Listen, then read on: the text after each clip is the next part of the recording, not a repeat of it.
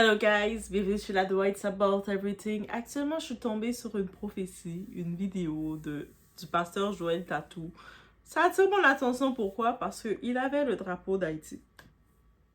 Et il a fait une révélation, une de ses prophéties. Mais c'est pas la première fois. Depuis en janvier qu'il fait beaucoup de prophéties et on va en parler, guys. Ok? Parce que ce que tu regardes là, ce n'est pas juste une vidéo virale, guys. C'est une prophétie, oui. Et quand un message comme ça sort sur Haïti, ça divise toujours. Parce que ce que tu appelles une prophétie peut aussi être un outil. Un outil d'influence, un outil de contrôle. Et aujourd'hui, Haïti est encore une fois au centre. Oui, on est au centre.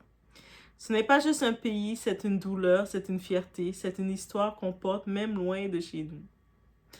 Et on veut savoir qu'est-ce qui se passe avec Joël, le pasteur Joël Tatou et avec sa prophétie. Le prophète plutôt. Est-ce que c'est le prophète qu'on l'appelle? Bref, on y va, guys. On est sur la doigt. It's about everything.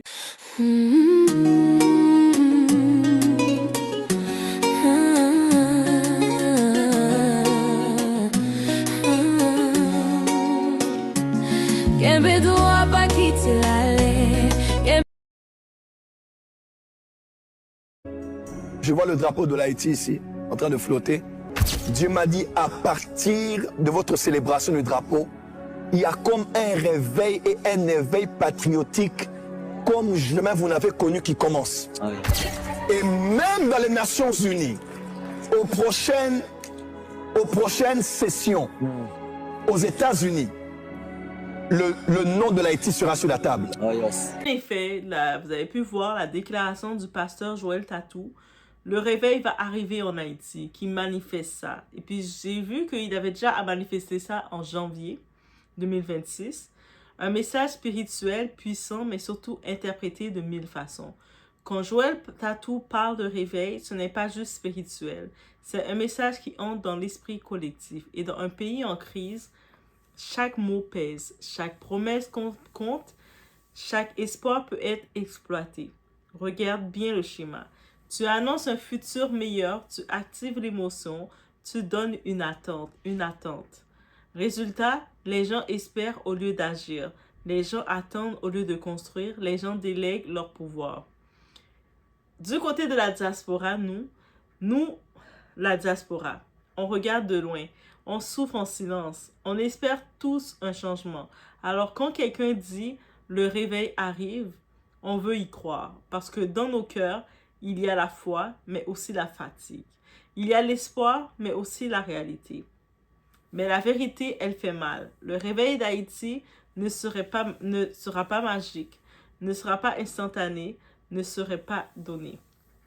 Il sera construit par nous. Et là, il faut arrêter d'être naïf parce qu'aujourd'hui, une prophétie, ce n'est pas juste spirituel.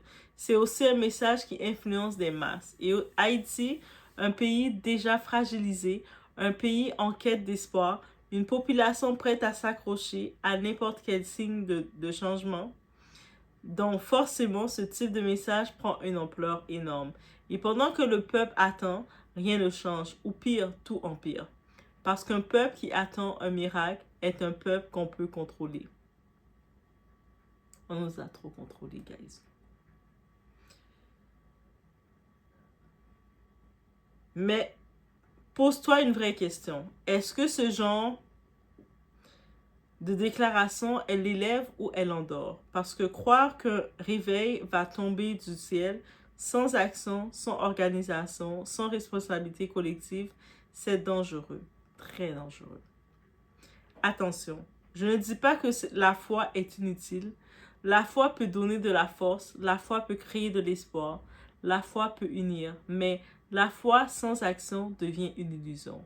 Donc, on ne doit pas juste rester assis sur la prophétie du pasteur Joël Tatou en se disant « Ah, on va avoir notre réveil ». Il y a des actions qui doivent se faire. Ok? La prière sans action est inutile aussi. On le dit. Le vrai réveil d'Haïti ne viendrait pas d'une vidéo, ne viendra pas d'un homme, ne viendra pas d'une prophétie virale. Il viendra de décisions, de conscience et de responsabilité. Pourquoi ce genre de contenu explose? Parce que les gens veulent croire que quelqu'un va venir les sauver. Les gens veulent une solution simple à un problème complexe. Mais la réalité, il n'y a pas de raccourci. La foi n'est pas le problème. Le problème, c'est quand elle devient un substitut à l'action. Quand elle remplace la responsabilité, quand elle anesthésie. Haïti, ce n'est pas un peuple faible. On n'est pas faible, vous le savez déjà. Vous savez qui on est. C'est le premier peuple noir libre de l'histoire. Le premier peuple noir libre de l'histoire. Je vous répète encore, le premier peuple noir libre de l'histoire. C'est le... Et ça, on l'oublie trop souvent. Trop de gens font semblant de le mépriser. Trop de gens réduisent mon peuple Haïti au tremblement de terre de 2010, comme si notre histoire de 1804 avait servi à rien. Comme si quand on a libéré l'Amérique du Sud n'avait servi à rien. Comme si la Grèce, les pays en Europe, on est venu apporter renfort, n'avait servi à rien. Comme si en Afrique, on est même venu libérer l'Afrique, n'avait servi à rien. Vous nous réduisez à ce qu'on était, on avait eu un tremblement de terre en 2010. Et ça, je dis, c'est notre évolution. Parce que nous ne sommes pas que ça. Nous sommes un peuple qui a du cœur, nous sommes un peuple résilient, nous sommes un peuple libérateur, nous sommes un peuple qu'on veut conditionner, qu'on ne veut pas nous voir épanouis. Vous savez, quand quelqu'un arrive, tu vois quelqu'un qui a trop de potentiel, il y a deux choix. Quelqu'un peut voir quelqu'un qui a du potentiel et mettre tous tes outils pour te permettre de t'épanouir en disant « Hé, ce potentiel-là, je vais l'exploiter. » Mais une autre personne peut se dire « Si je laisse cette personne-là avec tout son potentiel trop prendre la place, mais elle va trop prendre de place, qu'elle ne va pas laisser la place pour les autres. Donc, on va faire en sorte de ne pas la laisser prendre la place, de l'écraser, de la dominer, de contrôler ses ressources, de venir parce qu'on voit la richesse qu'il y a, parce qu'actuellement dans les Caraïbes, dans les Antilles, les autres pays dans les Antilles, ils nous appellent encore la perle des Antilles. Quand les gens, vous nous réduisez à « mais vous avez eu un tremblement de terre », mais rappelez-vous qu'on nous appelle encore la perle des Antilles. Si les autres pays nous appellent la perle des Antilles, il faut faire le 1+1, se dire « mais hé, s'ils sont décrits comme étant la perle des Antilles, ils ne sont pas n'importe quoi. » Si par exemple, c'est un peuple qu'on regarde l'histoire du Zaïre de l'époque RDC, là, de l'époque, comment vous nous méprisez aujourd'hui. Mais si vous regardez cette histoire, que quand vous avez fait votre indépendance le 30 juin, et puis la Belgique voulait vous saboter parce que le peuple colonisateur ne veut pas vous voir réussir. Il voulait vous saboter, il n'y avait pas de ressources, vous n'avez pas de ressources pour développer votre pays. Et puis le président de la RDC Zaïre, le Zaïre RDC d'aujourd'hui, dans tous les pays d'Afrique francophone, ils ont pas été, peut-être ils les ont appelés, ils n'ont pas eu de réponse, mais ils ont laissé l'Afrique pour aller jusqu'aux Caraïbes chercher l'Haïti. Chercher Haïti. Est-ce que ça sonne pas une cloche? Ça vous sonne pas une cloche de qui qu'on est? Nous sommes le peuple libérateur de l'histoire des Noirs, de l'histoire de l'humanité. Et puis, je pense qu'en effet, d'un côté, le pasteur Joël Tatou, depuis 2026, j'ai pu regarder qu'il laissait entendre des brins. Dans ma vision, je vois Libération Haïti, je vois que lors du drapeau, la fête du drapeau et des cris qui vont se faire, ils vont se réveiller. Ce peuple est en train de se réveiller. On vous l'a montré. On commence à se réveiller. On commence à se réveiller. On était resté un moment en mode passif, dire qu'est-ce qu'on peut faire. Et on a cherché le peu de lumière qu'on avait et on l'a pris et on se réveille. Maintenant, le 18 mai va arriver, 18 mai 2026, c'est la fête de notre drapeau. La fête de notre drapeau. Donc, je sens que cette révélation, on ne doit pas le prendre de point de vue en disant oh, c'est la manipulation, ou on va rester sans action. De toute façon, dans notre histoire, dans l'histoire d'Haïti, est-ce qu'on a un peuple qui reste assis? Est-ce qu'on a un peuple qui reste là et qui attend? Ça fait pas partie de notre ADN. Nos ancêtres, notre mélange culturel, notre background de l'île ne fait pas partie de ça. On ne peut pas rester assis et juste attendre. On n'a pas le choix d'agir. Et je pense que il y a quelque chose qui se fait, qui se réveille, que ce soit dans la nouvelle génération ou dans les générations de maintenant, il y a quelque chose qui commence à se débloquer. On sait qu'on doit faire notre réveil et ça fait peur aux gens. Toutes les gens qui veulent nous bloquer, nous saboter, parce que dans la vie, quand tu t'en vas, tu t'approches de ta mission, devine quoi? Tu as des obstacles. Tu as des gens qui vont fermer des portes. Tu as des gens qui vont vouloir te saboter. Tu as des gens qui vont vouloir te bloquer. Actuellement, je suis rendue à la fin de mon parcours de formation et j'ai qui décide de vouloir me saboter? C'est ma professeure. Celle qui avait été ma professeure embauchée par mon collège qui veut me saboter, rendue à 2 cours. Et il me dit, mais, je suis rendue à 2 cours et elle qui veut me saboter, mais c'est comme ça dans la vie. Quand tu sais que tu t'approches de ta mission, tu vas recevoir des obstacles. Les gens vont essayer de te saboter, vont te tirer, te faire tomber. Les gens vont essayer de créer de quoi parce que c'est l'ennemi. L'ennemi est comme non, on ne veut pas que cette personne s'en va dans sa mission.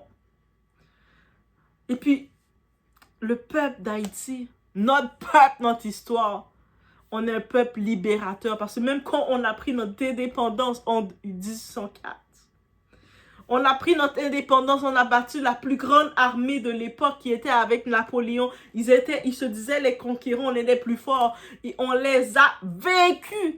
Ils ont tellement voulu nous saboter dès le moment. Ils nous ont fait payer la dette coloniale que jusqu'à maintenant, depuis quand les perdants se font payer, on doit payer les perdants. Dans l'histoire, depuis quand on paye les perdants? La France. Vous nous devez cet argent-là encore. La dette coloniale, la France, vous n'allez jamais réussir, vous allez souffrir. Désolé les Français, mais c'est comme ça. Vous nous devez cet argent-là. Depuis quand les perdants, ils réclament l'argent dans une guerre? Dans une guerre, il y a 2 qui combattent. Maintenant, il y a les perdants, les gagnants. Depuis quand que les gagnants doivent payer les perdants? C'était le premier sabotage qu'on nous a fait. Pour sortir affaiblis. Suite à ça, l'ingérence qu'on reçoit, les Américains, leurs œufs. Comment les Américains, à ce jour, en avril 2026, on a encore les Américains de Trump qui sont en train de chasser les gens de son pays, mais actuellement, ils osent venir mettre leur base militaire dans notre aéroport international. Et puis, ils trouvent comme prétexte en disant « Ah, mais c'est dangereux, on doit annuler leur vol par ici, c'est dangereux. » Mais par contre, à tous les jours, il y a des vols qui se font, des Américains qui viennent sur nos terres regarder nos ressources, qui viennent encore sur nos terres. C'est dangereux pour qui? Pour nous? Nous, pour aller dans notre pays, c'est dangereux, mais pour eux, c'est pas dangereux? Et puis quand les gens disent « Ouais, mais c'est vrai, Haïti, c'est vraiment dangereux. » Mais chez toi, c'est plus dangereux que chez moi. Chez toi, c'est plus dangereux que chez moi. Mais moi, j'ai pas accès d'aller chez moi. Moi, j'ai pas accès d'aller ressourcer, d'aller chercher mes énergies chez mes ancêtres. Mes ancêtres sont dans mes terres en Haïti, mais je n'ai pas accès d'aller là. Parce qu'ils savent que les Haïtiens, plus on retourne sur nos terres, plus on va chercher nos forces, on construit quelque chose, on devient indétrônable. Première fois dans l'histoire, ce peuple-là, ils ont battu la plus grande armée. On ne peut plus les laisser refaire. Ils vont dominer le monde. Quand on a fini de prendre notre indépendance, il faut se rappeler d'une chose. On n'est pas juste resté, on prend notre indépendance et puis on se construit tout seul. On était un peuple libérateur. On a aidé la Grèce. On a aidé en Afrique, plusieurs pays en Afrique. On a aidé tous les pays de l'Amérique latine, l'Amérique du Sud. It came from us. Simon Bolivar et tout. Regardez l'histoire d'Haïti. Donc, ça veut dire 2026, on sent déjà qu'il y a un réveil qui se vient. Le mouvement Ariana, c'était un élément déclencheur. Le monde a dit c'est un petit jeu. C'était pas un petit jeu. Même on commence à sentir une union revenir avec nos frères jumeaux qui sont la République dominicaine. Parce que la République dominicaine est avec nous. Quand l'Afrique disait on se met tout contre Haïti à un certain moment, Haïti, on n'était pas tout seul. On n'a jamais été tout seul. Parce que tous les pays qui sont sincères, tous les pays qui savent qui on est, ne pouvaient pas nous laisser tout seuls. Ils sont venus, ils ont regardé. Peu importe dans quoi qu'on participe, on nous regarde. Peu importe dans quoi le peuple haïtien participe, on nous regarde. C'est pour ça que maintenant, beaucoup, comme je me rappelle, beaucoup d'Africains vont dire « Ah, mais oui, moi, je connais Haïti en 2010, le tremblement de terre. » Mais on n'est pas le tremblement de terre. Retourne faire ton histoire, retourne faire ton éducation. On est beaucoup plus que ça. Donc, si oui, si des gens ont le don de prophétie, comme le Joël Tatou, s'il dit vraiment avoir le don de prophétie, c'est possible qu'il reçoive le don de prophétie parce que nos ancêtres se réveillent. Dessalines se réveille. Ton Christophe, j'allais dire Christophe, mais Christophe c'était mon vrai arrière-grand-père, mais arrière-grand-oncle plutôt, mais plutôt Christophe se réveille. Toutes les ancêtres qui sont, quand on regarde par exemple là, la citadelle, qui fait partie des merveilles du monde. Allez regarder dans les merveilles du monde, les 7 merveilles du monde. La citadelle en fait partie, guys. Et puis dans la citadelle, il y a plus de 2000 personnes de sang qui a coulé dedans pour construire ce fort-là. Donc, si vous comprenez juste ça, vous faites les 1 plus 1, vous savez, c'est quoi? De la même façon qu'on parle des pyramides, on parle de la citadelle. On fait, c'est pas n'importe quoi. On fait partie des merveilles du monde. C'est-à-dire quand quelqu'un ouvre son bec et dit Haïti, on est un pays pauvre, vous avez rien compris. Et puis c'est sûr, c'est l'image, malheureusement, on s'est laissé affaiblir pendant trop longtemps. On laissait les médias partager une image. Mais vous savez, des gens qui voient votre lumière, ils vont vous saboter en donnant une fausse image de vous. Vous allez voir des gens, quand ils veulent te saboter, ils vont faire des vidéos en mettant votre photo pour vous exposer salement. Et il y a des gens qui vont les croire. Mais la vérité vient toujours parce qu'on sait qui tu es et ta lumière, comment elle brille. J'avais ça à dire dans le cœur, guys. Si le réveil doit arriver en Haïti, il ne serait pas annoncé. Il sera construit. Ça va être une construction. On a un peuple libérateur, un peuple d'action. Aucune prophétie ne peut le faire à la place du peuple. Le vrai danger, ce n'est pas la prophétie, c'est ce qu'elle fait aux gens. Le réveil n'arrive pas, il commence et peut-être qu'il commence avec nous. Donc, on voit commencer beaucoup de peuples, ils restent dans les prophéties, ils attendent, ils prient. Dieu fera, Dieu va faire et puis ils attendent. Mais une prière sans action est sans effet. Une prière sans action est sans effet. C'est-à-dire, tu es là, tu réclames, Dieu, donne-moi un boulot. Mais tu restes assis à chaque jour, tu pries, Dieu, donne-moi un boulot. Et tu t'étonnes qu'après 10 ans, tu n'as pas de boulot. Tu te poses lesquelles questions. Donc, tu veux un boulot, tu vas commencer à préparer ton CV. Tu vas appliquer, tu vas te rendre à tes rendez-vous d'entretien jusqu'à ce que tu as le boulot. C'est-à-dire, tu dois faire des actions pour activer ta prière. As you know? Dieu, donne-moi un bon partenaire de vie. Pour avoir un bon partenaire de vie, tu vas devoir rencontrer du monde, parler, discuter et échanger. Il y aura un échange qui va se faire avec cette personne-là. Apprendre à se connaître, regarder si vous êtes sur la même longueur d'onde, si vos personnalités peuvent correspondre pour faire un chemin ensemble. Tu dois donc faire de l'action. On est un peuple d'action, nous. On n'est pas un peuple passif. On n'est pas un peuple qui va aller jeûner pendant 30 jours et puis rien n'arrive autre que tu es affaibli. Donc, on doit retourner à cet éveil comme peuple. C'est ça mon souhait pour mon anniversaire. Qu'on retourne à cet éveil d'action. Parce que nos ancêtres, c'était des hommes révolutionnaires, des femmes révolutionnaires. Le drapeau qui a été cousu par Catherine Flon. Eh oui, allez taper Catherine Flon. Regardez, oh, c'est qui regardez, qui a cousu le drapeau. Juste pour vous dire, tellement que les pays avaient confiance en nous. Le drapeau de Venezuela, c'est en Haïti, dans le sud, qu'il a été cousu. Vous voyez? Est-ce que vous comprenez que même quand il arrive en effet un événement, tout le monde regarde. Tout le monde regarde. Quand tu vois qu'un pays, on te décrit, on te qualifie, ta description pour te décrire, on t'appelle la perle des Antilles. Ça veut dire quelque chose. Il n'y a pas un déclic? Comment on appelle ce pays la perle des Antilles? Est-ce que c'est ce peuple qui s'appelle la perle des Antilles ou on les appelle la perle des Antilles parce qu'on sait que ce pays c'est une perle? Que tu veux cracher sur le pays, sur cette île ou pas, mais il y a quelque chose dessus. Que ce soit par nos premiers ancêtres autochtones, les Taïnos ou les ancêtres autochtones qui étaient déjà de base dans l'île, ceux qui sont arrivés, mais il y a quelque chose qui est dans cette île. Cette terre est pas là pour rien et c'est notre terre, c'est notre terre. Donc c'est nous qui doit se lever, qui doit avoir de l'action et on commence à le faire, en effet. Il y a ce réveil qui vient d'année 2026, on commence à sentir ce réveil, ce besoin de faire quelque chose. On en a marre de se dire que hey, chez moi, je suis là, je paye mes taxes, je travaille, je peux même, en vacances, je peux même pas me dire je vais aller faire mes vacances au pays. Trump là, le machin chouette tout en jaune là. Il veut nettoyer son pays, make America great again. Mais pourquoi il contrôle notre aéroport? Pourquoi il bloque encore notre aéroport? Haïti fait pas partie des États-Unis. Oui, je sais, certains incultes vont dire, mais Haïti est dans les Amériques. Donc, ce sont des Américains. Yo, va prendre ta mère et puis va licher ta mère ou ce que je pense. OK? Haïti, c'est Haïti. OK? Donc, c'est vraiment ça que je vais dire. Et j'ai juste inspiré. Oh, the white is just inspiré. Oh.